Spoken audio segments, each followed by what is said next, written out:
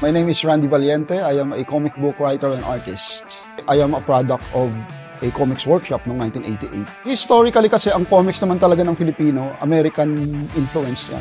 Noong 1920s, nung makarating dito yung mga Americans, dala nila yung mga comics nila. Simula noong 1930s, 1940s, nag-evolve yun into something Filipino. Noong 1972, meron silang tinatawag na Filipino invasion of American comics. Maraming mga Filipino nung time na yon na napunta sa Amerika, nag-drawing ng Superman, ng Spider-Man, lahat na ng halos titles ng American comics. Doon na-realize na may style ang mga Filipino. Masyado kayong intricate mag-drawing. Ang hilig yung gumamit ng brush. Tinuro sa amin ng teacher namin. Ganito yung ginagawa noon ni na Francisco V. Kuching, ni Nestor Redondo. So ipinasa yon sa amin. So tinuturo ko sa mga bata ngayon yung style na yon.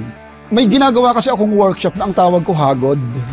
So, nire-revive ko yung style ng mga veterans na itinuro sa akin ng teacher ko.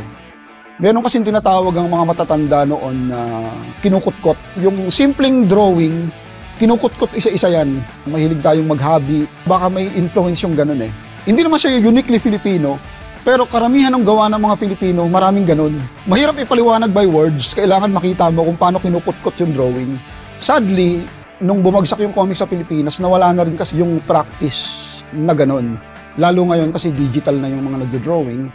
So ako parang nagkaroon ako ng advocacy na ipagpatuloy yung ginagawa ng mga veterans. Ngayon, sa sobrang sikat na ng mga Filipino illustrators sa comics world sa buong mundo, yung ginawa nga ng Filipino invasion sa American comics ng 1970s, hanggang ngayon nakatatak yun sa comics world.